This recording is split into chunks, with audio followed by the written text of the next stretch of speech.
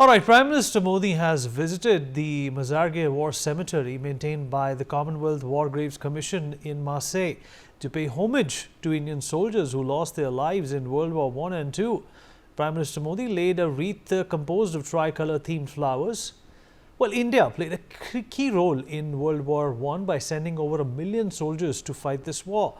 Indian soldiers fought in many major campaigns, including the Western Front in Gallipoli and Mesopotamia, present-day Iraq. The first Indian soldier arrived in France in September 1914, and the Indian Army was the largest all-volunteer force in the world at that time. Over 74,000 Indian Jawans attained martyrdom between 1914 and 1918, and around 64,000 Indian troops were also wounded. Well, I'll take a minute to describe these 20 images of our Indian Jawans from the World War I as we honor the valor of our brave soldiers.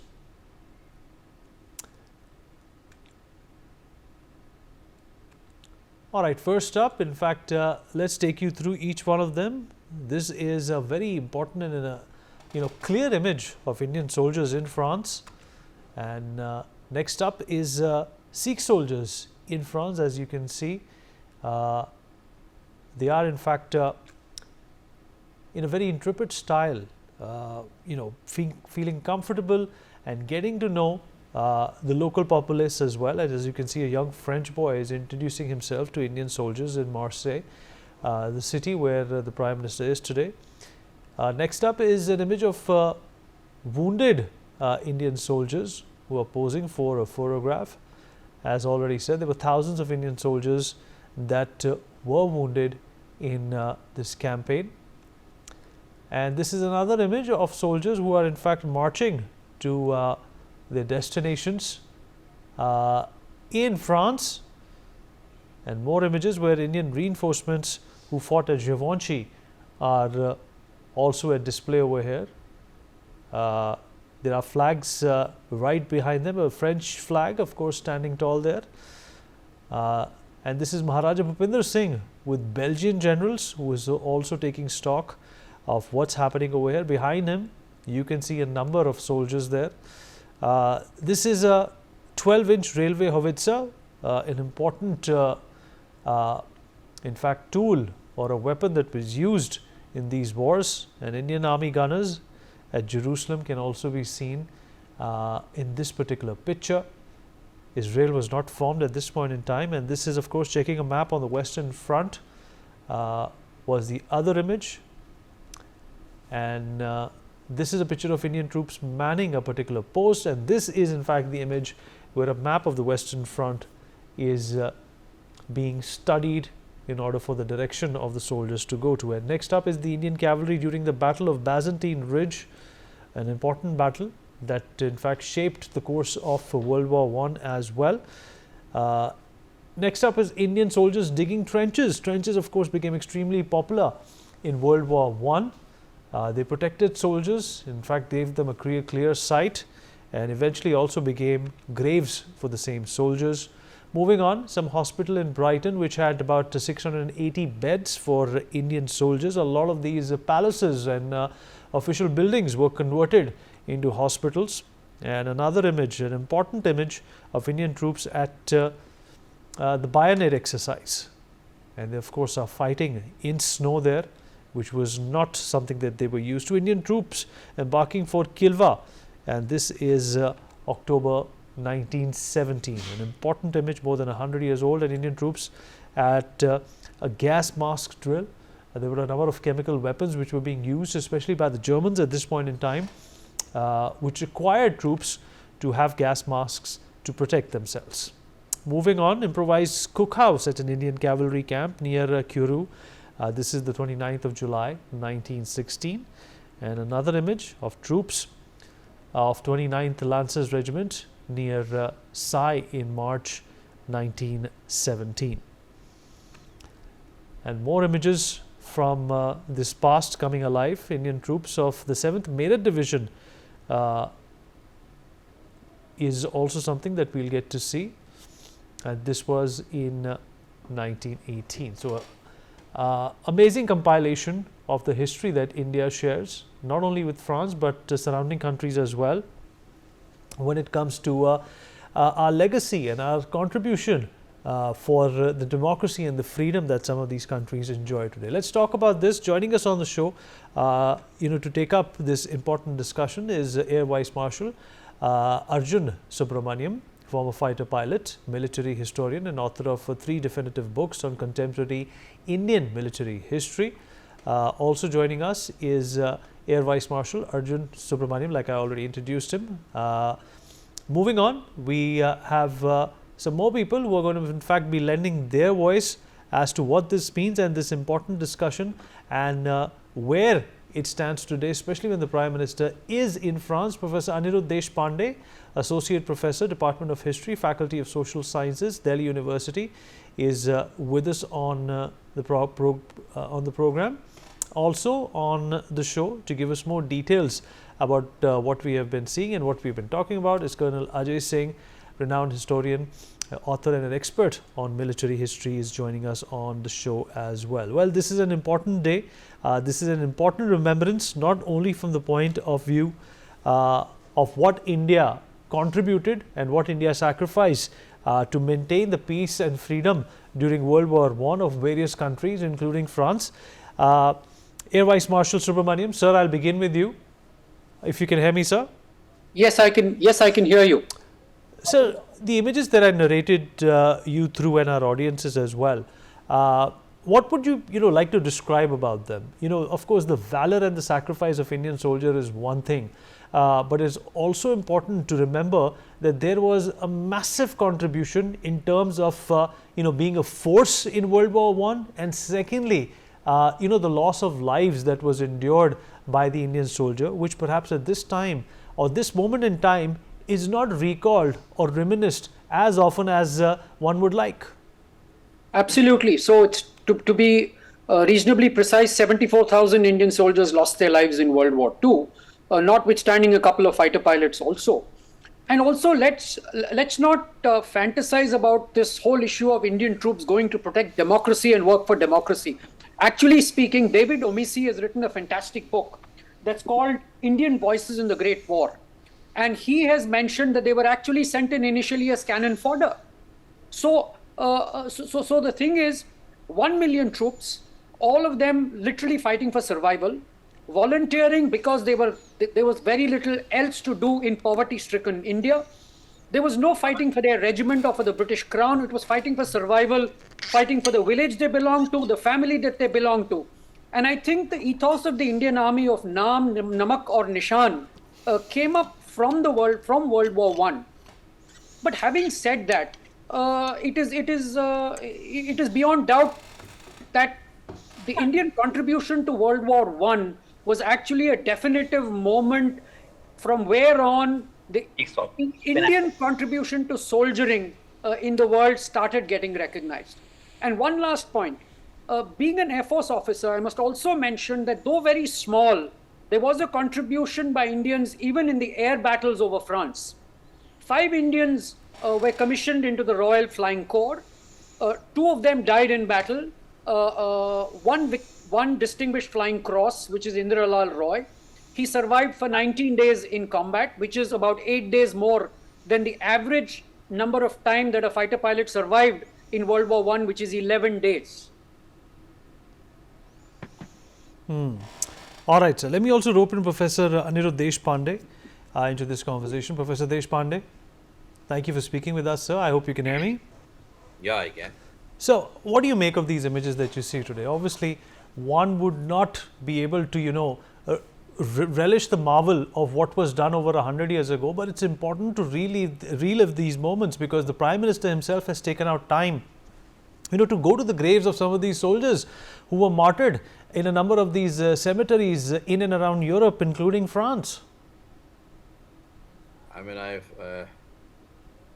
find it rather strange, and going along with what Arjun Subramaniam has said, I find it rather strange that you're continuously using the word martyred. I wouldn't use that word in the context of the First World War. What were they being martyred for? I mean, they were initially, as Subramaniam Sahib has said, they were cannon fodder. They went to Flanders. where a large number of them died. Many became disabled. Not only that, when they were transported to hospitals in Brighton and Bournemouth and other places, severe restrictions were placed on them. They were not allowed to mix with the local population. There was a great amount of sexual anxiety about their interacting with European and English nurses.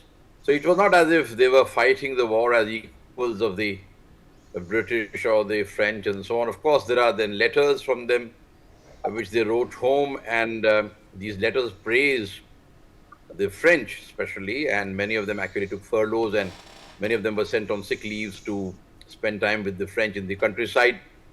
The Indian troops also learned a lot about advanced agricultural techniques being practiced by the French peasants in the countryside at that time. Many of them had very good friendships. Many of them developed very good friendship with the French people. Many of them also, they also began to interact rather, emotionally and quite, also they had sexual relations with French ladies.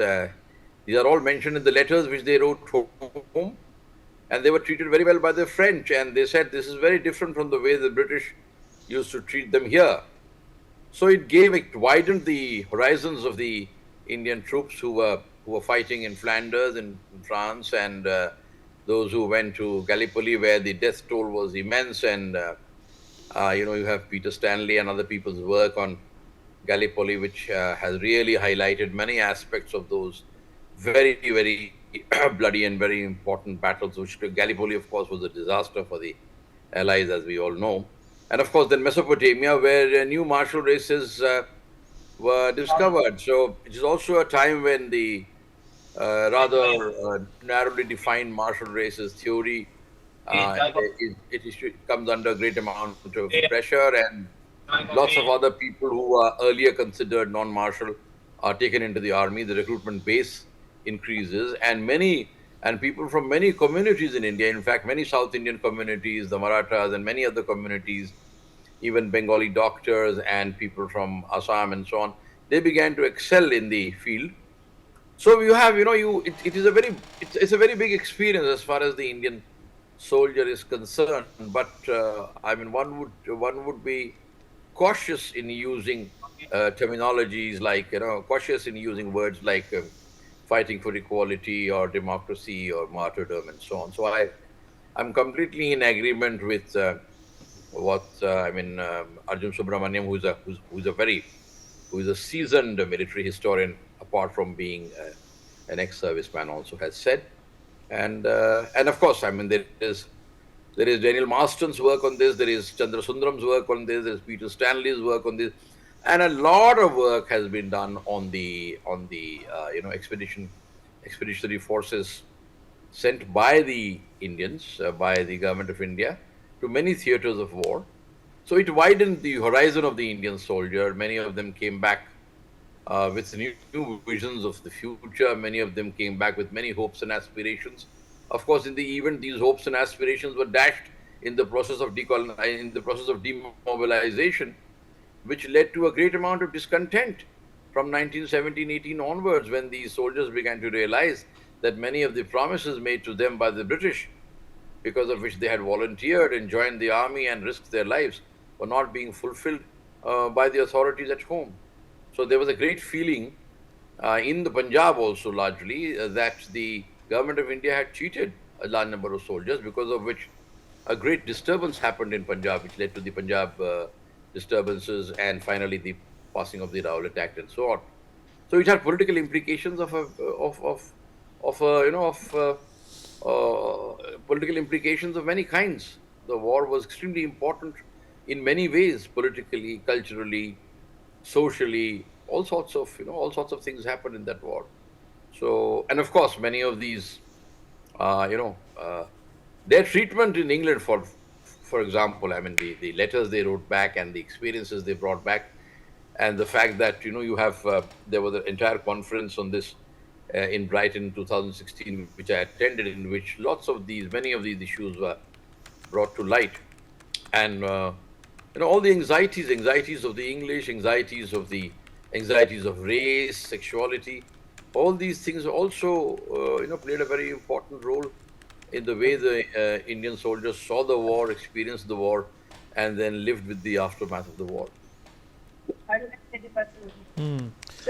You're quite right, sir. Something to introspect on. We also have Colonel Ajay Singh with us. Colonel Singh, so how would you weigh in on the sacrifices of our Indian brothers in World War I, and how important is it to eventually recognize and respect their sacrifice? Yeah, thank you. Firstly, thank you for having me on your show. And something so interesting as this subject.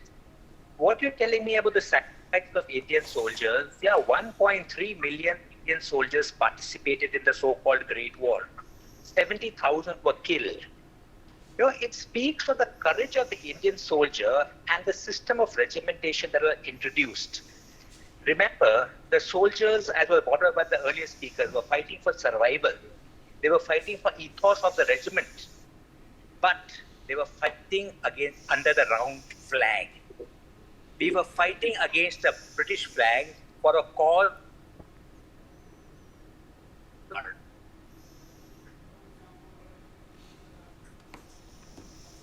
So there seems to be a network issue where you are. I believe you're traveling. Let me go back to Air Vice Marshal Arjun Subramaniam on this as well. Very bluntly, and war in Europe. So there seems to be a problem with your network. We can't hear you, so I believe you're traveling. Let me, in fact, bring in Mr. Subramaniam once again. Mr. Subramaniam, do you agree with Professor Deshpande that it would not be right to call these people as martyrs? They obviously were, doing this job. They were, in fact, in it for reasons which perhaps may no longer be applicable today. Yeah, so the correct terminology to use will be killed in action, right? Even now, it is accepted within the Indian Army that the word martyr is not to be used for our soldiers killed in action anywhere on any front. It is killed in action or missing in action. So I don't see how I don't see what happened in World War I is anything different. By all means, the sacrifice that was made was tremendous, right? And the sacrifice was made. So I think I would tend to agree with a lot of what Professor Deshpande has said. But taking on from where Ajay left and taking on from where I left, that, however, to be very fair, that World War I was the start point. Go on, sir. Yeah. So the World War I was the start point for any systematic operational acumen gathered by the Indian Army, right? I won't say the same for the Indian Air Force because it was just a bunch of pilots. But for the Indian Army, the experiences gained in the trenches during the campaigns, both in the desert sector and in France, as well as in terms of mobility and maneuver. I think the Indian Army came back from World War I with a lot of lessons learned that allowed them to operate more effectively in World War II. But I think, one point that is significantly missed out is the negative impact of the demobilization after World War I. The impact of demobilization was huge. And I think some of the after effects of that effect of demobilization contributed significantly to the Quit India movement. Contributed significantly to the ultimate result of the British being thrown out of India. Right, sir. Well, let's take you through the significance of the Marseille War Cemetery. The Marseille War Cemetery is located in the southern suburb of Marseille. It is located approximately 6 kilometers from the city centre. There are about 1,742 and 267 war casualties commemorated on this site. 205 of the Indian casualties who were cremated are commemorated at the rear of the cemetery. During the World War, Marseille was the base of the Indian troops in France. Royal Navy, Merchant Navy, British troops and labour units worked on the port or past it. In fact, the Indian memorial was unveiled by Field Air Marshal Sir William Birdwood in July of 1925. The cemetery covers a total area of 9,000 square meters, is what we know. And let's take you through the case studies of some of our Jawans who fought during the First World War. Let's talk about Subedar Manta Singh, who was born in Punjab in 1870, and after finishing school he joined the 2 Sikh Royal Infantry in 1907. By August 1914, when the German army invaded Belgium and France, Manta held the rank of Subedar, and his regiment was part of the Indian Expeditionary Force which was sent to France. In March 1915, the Allies attacked the Neuve-Chapelle and broke through the German front line. On the first day of the battle, British and Indian troops captured the town. Then the Germans counter-attacked with 16,000 reinforcements. In 3 days fighting, the British and Indian troops suffered 13,000 casualties, and the Allies' ammunition also ran out, and the troops had to retreat. Out of 20% of the Indian contingents were martyred in heavy fighting or killed in action. Manta was injured in action while saving the life of a seriously injured officer. He pushed Captain George Henderson in a wheelbarrow out of no man's land to safety. Subedar Manta Singh was seriously injured while carrying out his selfless act. He was sent back to England to a hospital in Brighton. The doctors told him that he would have to lose both his legs. Manta refused to think about going back to India with no legs. He unfortunately passed away on the 15th of March 1915 due to blood poisoning. He was cremated in a ghat. In fact, during the Second World War, the sons of both of these men served side by side and became lifelong friends. Let's talk about Hardit Singh Malik, who was born on the 22nd of November in 1894 in Rawalpindi. He was the first Indian to fly into combat with the Royal Flying Corps. Hardit was educated at a public school, Eastbourne College, and went on to Balliol College, Oxford. Malik was a student at Oxford when the war broke out. He decided to sign up for the Royal Flying Corps. Initially, he was denied a commission by the Royal Flying Corps. He instead made an application to the French Red Cross. Later, the French Air Corps accepted his application, and Lieutenant H.S. Malik reported to one armament school on the 5th of April 1917 and was commissioned into 26th Squadron on the 22nd June 1917. A specially designed helmet was worn by Hardit over his turban, and once transferred to 28th Squadron, he saw plenty of action above Flanders, Belgium. He was guiding a single-seater biplane fighter up behind the Canadian fighter in search of his enemy aircraft. Malik's plane was hit and his leg was injured when firing started. Both Parker and Malik survived to tell their stories. Oxford-educated Malik was a trailblazer and was the only Indian aviator to survive the First World War. After the war, he joined the Indian Civil Service and eventually served as the Indian ambassador to France. He was affectionately known as the Flying Hobgoblin. Moving on, Darwan Singh Negi, who was born in 1883 in Kafartir village, Chimoli district, which is in Uttarakhand now, joined as a 19-year-old sepoy in the 1st Battalion on the 39th Garhwal Rifles. His regiment was responsible for defense of the Festubert on the West Front division of the Indian Army and defended the village against a German attack in November 1914. Darwan Negi's action in battle was celebrated in the London Gazette on the 5th of December 1914. Darwan received the Victory Cross Award at the hands of King George V at General Headquarters in Saint-Omer, France. He returned from the war and rejoined the family's farming business.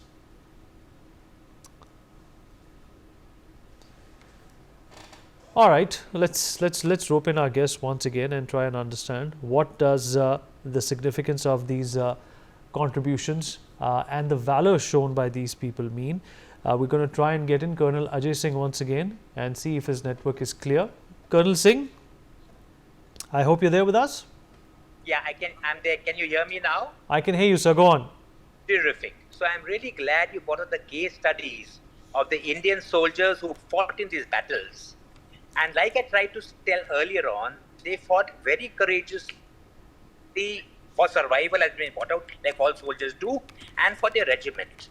But they fought under the wrong flag. We fought under the British flag. That is why this was individual heroism, unit heroism. But I would not call it was heroism for the country. Also, we must realize how the British reacted to all that we did. 1.3 million Indians fought. They gave us promise of self-rule after the war. What did they give us? In 1919, in Jallianwala Bagh, they revoked the Rowlatt Act. So the sacrifices made by India and Indian soldiers was not repaid or even acknowledged. Not only was it the sacrifices, India contributed 2 billion pounds to the war effort at that time. You can imagine how much it will be worth in today's terms. So, though Indian soldiers, Indian units, Indian regiments and divisions fought very well, we were unfortunately given the step brotherly treatment, sent to sectors where we were very often, we took on very heavy casualties. And more often than not, barring the ribbons and decoration they gave, our contribution was not acknowledged. But notwithstanding that, today the visit of the Prime Minister to the cemetery is an honor to the soldiers who laid their lives for their profession of arms, for their uniform and for their, I won't say for the country, for their regiment. That was what kept them going in those days. And the fact that their sacrifice is being acknowledged today is a huge symbolic step. I'm a soldier myself. I know what it means. You lose your comrade in any cause, it hurts. You lose a regimental officer, a regimental soldier, it is cause for grief. And the fact that their sacrifices are being acknowledged today is something which we must commemorate. Also, look at the symbolism behind it. Field Marshal Auchinleck said that had it not been for the contribution of the Indian Army, the result of World War I and World War II would have been different.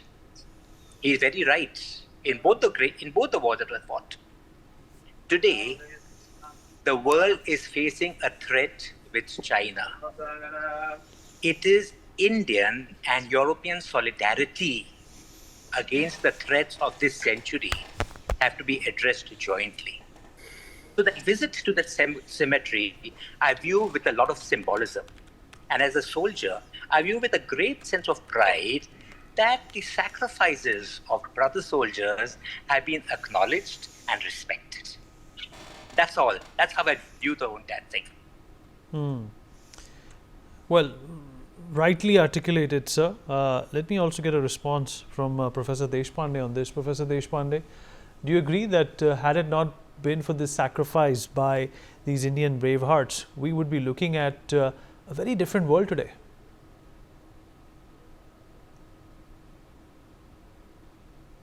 So, are you there with us? I think he's muted. Professor Deshpande, you're muted, sir. Please unmute yourself. Yeah, I have. Go on, sir. Please answer my question. So what I'm saying is that the contribution of India to the imperial war effort of Great Britain in both world wars was immense, both in terms of supplying manpower and material. And at the end of the Second World War, because the enormous amount of war material which India had contributed to the imperial war effort, India built up large surpluses in a trade balance with Great Britain. Ultimately, these trade surpluses were not returned to us, but they were used by Great Britain to settle their debt with the United States. So we were cheated after the Second World War on that account. As far as the demobilization process is concerned, both after the First World War and after the Second World War, returning soldiers did not get the due which they expected. There was a great demand amongst the Sikh troops in Mesopotamia and in East Africa, demand for land, demand for the right to settle down and practice agriculture, something which was denied to them. It is while these soldiers were fighting on the Western Front and in Mesopotamia and in Africa and the other fronts during the First World War, we are not talking of the Second World War here because the Prime Minister has gone to the Marseille War Cemetery, which belongs to the, which is a relic of the First World War. While Indian troops were fighting on all these fronts, let's not forget how Indians were being treated across the world. It is also at the same time that the Komagata Maru incident took place. How the same people from the same community. I mean, that's where you can use the word martyrdom, because they were denied entry into Canada for a long time and they had to come back to Calcutta, where they were subjected to a massacre. And after the Great War, after the First World War, I wouldn't call it a Great War because no war is great. All wars have to be considered very critically, as a historian should. After the war, as Colonel Singh rightly pointed out, what we got was the Rowlatt Act. What happened in Punjab during the Punjab disturbances, the enormous loss of life, finally the Jallianwala Bagh, in which there was Jallianwala Bagh incident, in which Gurkha troops were used by Brigadier General Dyer to shoot 300, 400, 600 people in cold blood. Is that the way Indians were respected, and is that the way the sacrifice of Indians was recognized by the colonial power for whom these people had fought? And my father had fought in the Second World War. He was in the Marathas. And I agree with Ajay Singh that the Indian soldier usually fights for the regiment. He fights for the Paltan. He fights for the battalion. Battalion loyalties, regimental loyalties were very strong, and they had been cultivated in the regiments of the Indian Army since the 18th century, since the 19th century. Colonial times was not the army of an independent nation state.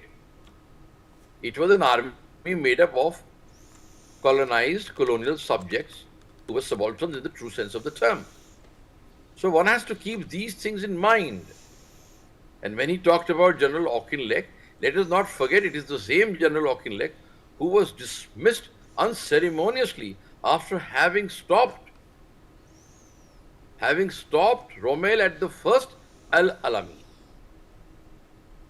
And the charge of the campaign in Egypt was given to General Montgomery, who was a favorite of Churchill, and Churchill's views of Indians and about Indians are very well known. They need not be repeated here.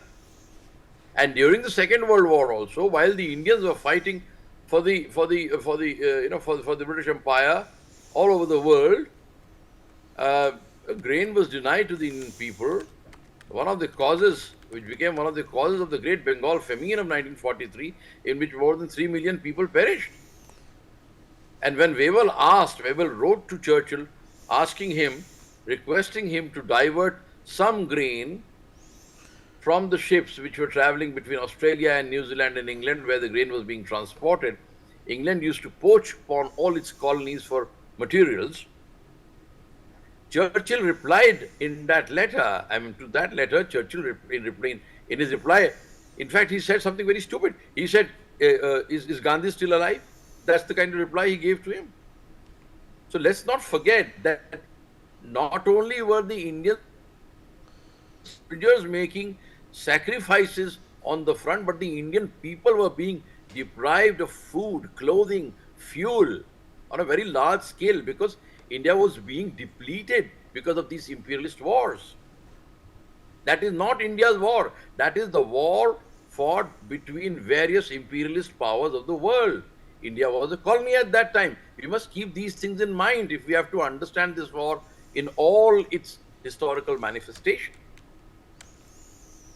So, as a historian, I would caution anybody who's looking at this war to look at all these factors and see these wars in the overall imperialist colonial context within which these wars were taking place. What was the cause of this war?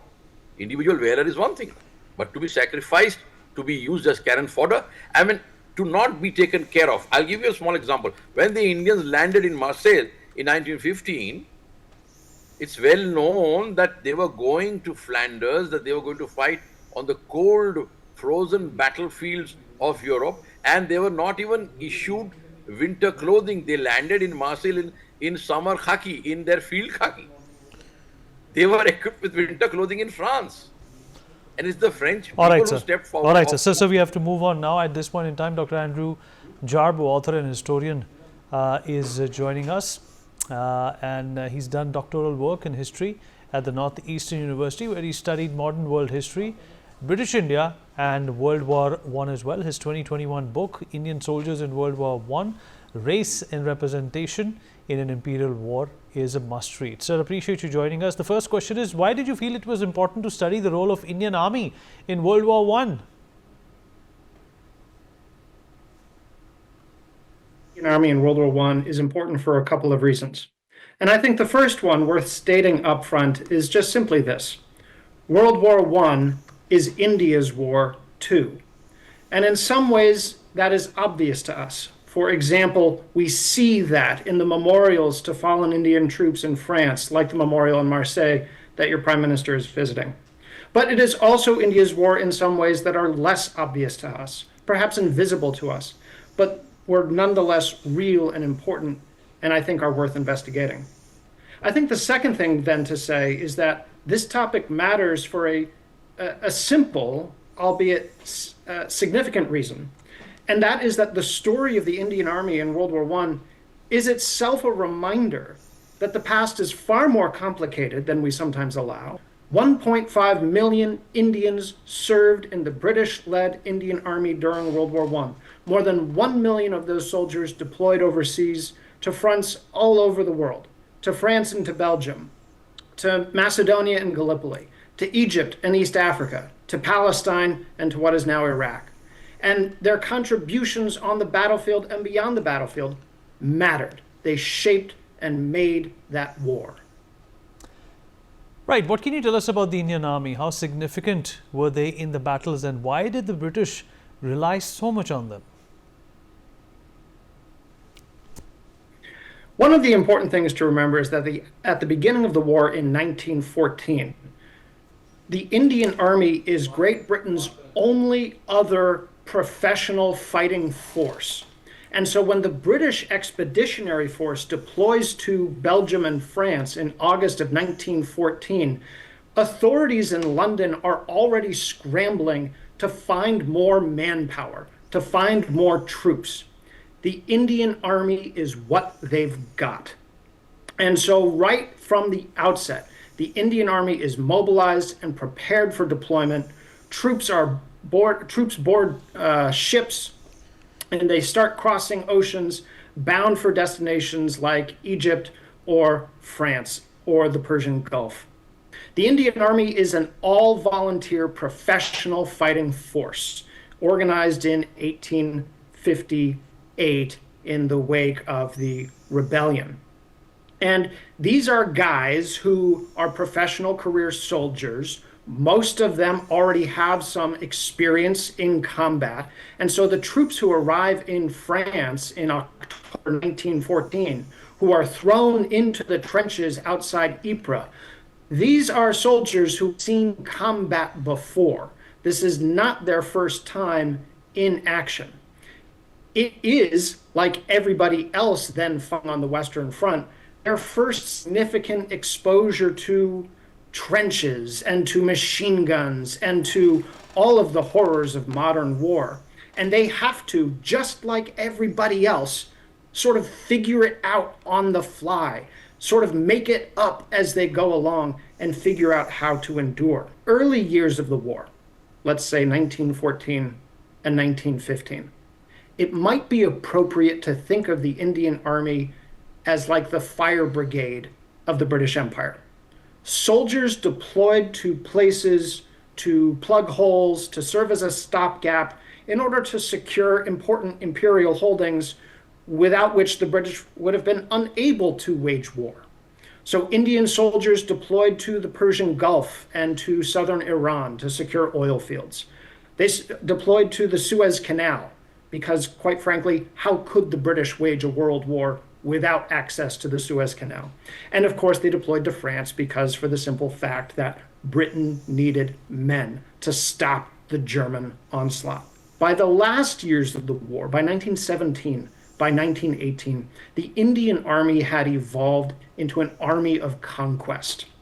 By 1917, 1918, the Indian Army is spearheading the conquest of the Middle East, of Mesopotamia, of Palestine.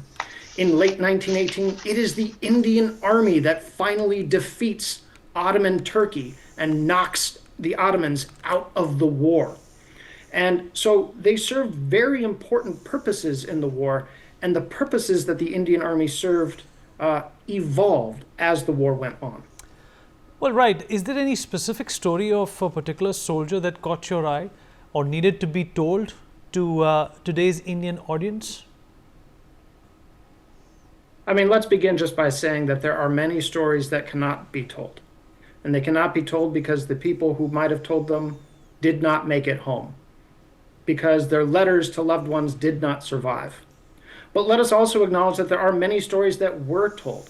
Soldiers did tell their stories. They did send letters home. And many of those letters, censored to be sure by their officers, many of those letters have survived.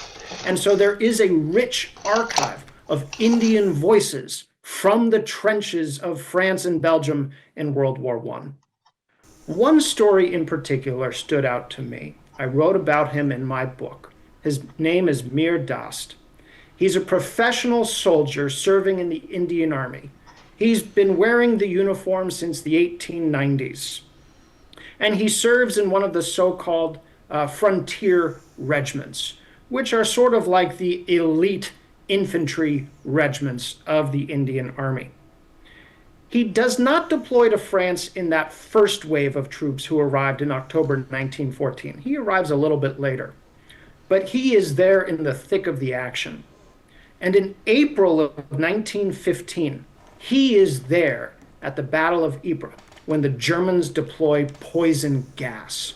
And he swallows a lungful and has to go running for his life and choke and gasp for air desperately like anybody else because there were no gas masks yet. And then he went back into no man's land again, 8 more times, to collect wounded British and Indian officers and carry them out of harm's way, saving lives.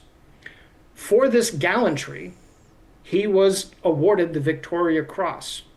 And he was awarded the Victoria Cross while in hospital in England in August of 1915. And here's what's fascinating about his story.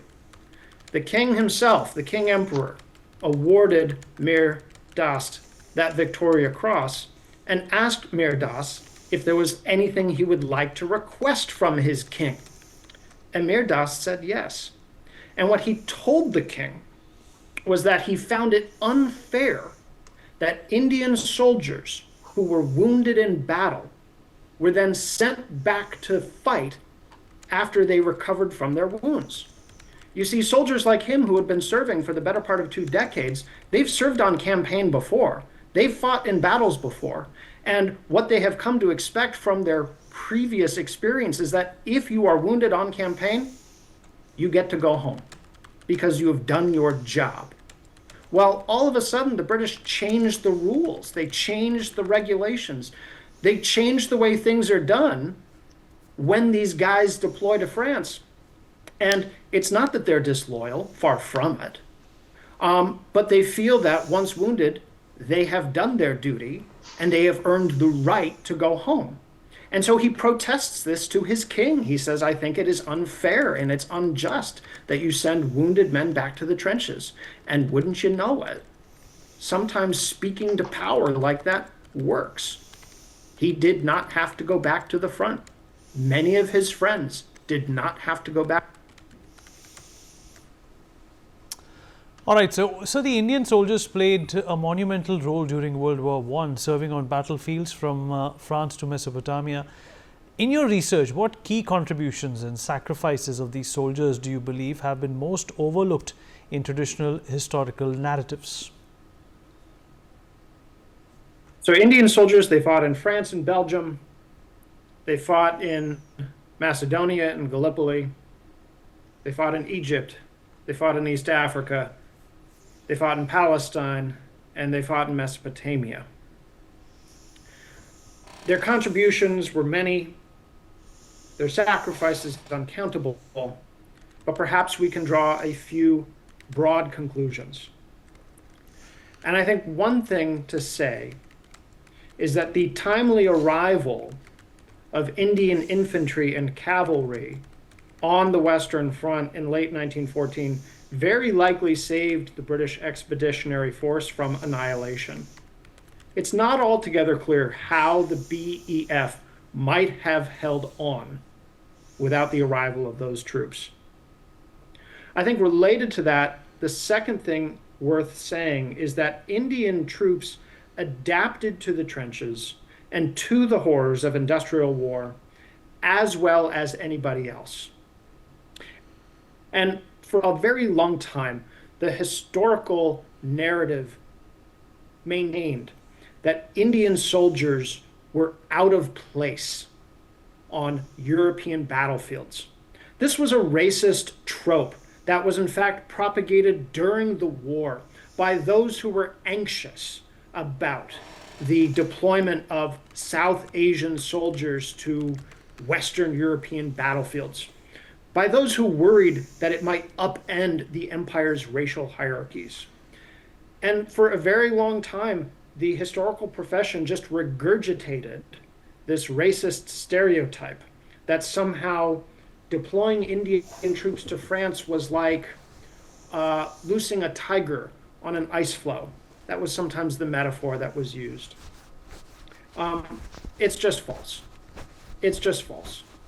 Indian troops adapted to the rigors of war in France as well as anybody else. And let us not forget, this is not to say that they did not complain about the rain and the cold and the mud. Of course they complained about these things. So did the French. So did the French. And in fact, we know from French trench newspapers that French soldiers complained more about the rain than they complained about German artillery. So let us forget this tired old narrative that says that Indian troops were somehow out of place, that they couldn't adapt to the cold in France. It's ridiculous. I think it's also important to say that Indian troops won the war against Turkey. The conquest of the Middle East was performed by the Indian Army.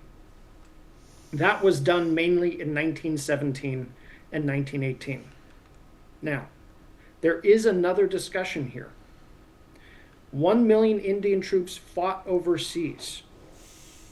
What did their service mean? That question itself was contested, was debated during the war. Right. Also tell us, how were the Indian soldiers discriminated with, and if that's the case, why were they still motivated to fight for the British Empire? As to the question of why did Indian soldiers fight, it is worth remembering that when the war began, the question in India was not, should we fight? The question was, will they let us fight? The British had a long history of excluding Indian troops from conflicts that pitted white troops against white troops. The most recent South African War, for example, from 1899 to 1902. The British Empire needed men there, but they worried about the optics and the outrage it might cause, the racist outrage it might cause, if they deployed Indian infantry to fight in that war. So the question at the start of the war was not, should we serve? The question was, will they let us serve? Well, why did people serve in the army?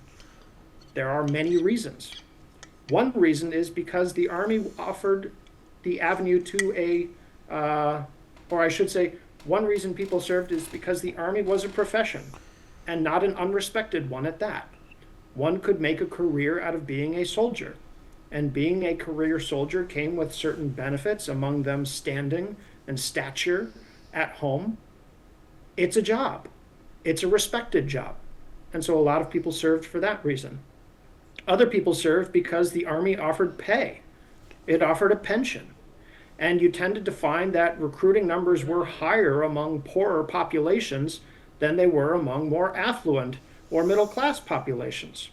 The government of India during the war offered all sorts of lures to bring people into the ranks, signing bonuses, for example, land, for example. There were things to be gained by joining the army, and a lot of cash-strapped peasant families, especially those from Punjab, would send their sons off to the army because it supplemented the family income. It is also worth saying that by 1917 and 1918, when recruitment in India reached its most feverish pitch, a lot of the people who found themselves in uniform were coerced. They weren't what we might call free volunteers. And the government of India and army recruiters and propagandists and tax collectors and everybody else really did whatever they could to sort of turn the screws on people who resisted who resisted enlistment. And it's pretty fair to say that by the end of the war, a good many people who are in the army maybe themselves would not be in the army if it had truly been an all-volunteer force by the end of 1918. India never resorted to conscription during World War I, like, say, Britain did. But make no mistake that by the end of the war, young men are having their arms twisted. Once an Indian soldier was in the army, racist discrimination was part of it. It just came with the terrain. It was woven into the very fabric of the army. It was woven into the very fabric of the war. It was woven into the very fabric of British imperial rule. Indian soldiers were paid less than the white troops alongside, whom they served alongside. An Indian officer could not command white troops. Indian troops had to have a white officer. An Indian soldier's body was policed in ways that a white soldier was not policed. So again, the British deployed Indian troops to France in 1914 and 1915 because they needed them there. They needed troops. But they were never really comfortable with what they called this experiment because they worried that it might undermine white prestige, right? So Indian bodies were policed and punished sometimes in ways and for things that white bodies were. Well, do you think that has history given these Indian soldiers their due? If not, how do these visits, like the one being made by the Prime Minister, help in talking about these sacrifices? The Prime Minister's visit, I think, is itself an important reminder that there's always more to the story, that there's more to this story, that there's more to the story of the war. And I think it is worth remembering that this was a big event. This was a complicated event, that it touched people, not just those who were in the actual fighting itself, but it touched people who were far away. And India left its imprint on this war. And in some ways, that imprint was plain to behold. The soldier in the trenches, speaking Punjabi, right? There's India. But in other ways, India's contributions to the war were not so obvious. Indian jute, for example, was exported from Bengal and manufactured into sandbags in Dundee, Scotland. And those sandbags saved lives in trenches in Belgium and France, right? India is everywhere in this war, in some ways that are obvious, in other ways that are not. The Prime Minister's visit, I think, is itself an important reminder that there's always more to the story, that there's more to this story, that there's more to the story of. All right, finally, would the British have won this war if the Indian Army did not fight alongside them? Or do you think the Indian Army had a significant impact on the outcome? It's certainly impossible to imagine the British waging the war that they waged without India and without India's contributions. The Indian Army won the war in the Middle East. Indian troops were not on the Western Front by 1918 to meet the onslaught of Germany's spring offensives that year. Could the British have won the war without India? Probably not, because the British rely on their empire to field the resources they need to win this war. But even Britain's empire was insufficient to meeting the demands of the war. It's impossible to imagine how the British could have held out without access to the resources of the United States of America, right? So they needed the empire, they needed the United States. India's contribution in men, in money, in food, in other raw materials dwarf the contributions of Britain's other colonies, of Britain's other dominions. For example, more Indian soldiers served than did soldiers from Britain's dominions, New Zealand, Australia, South Africa, and Canada combined. All right, appreciate you joining us, sir. And I also would like to thank all our guests who were a part of this quite historic conversation. We take a break, be right back.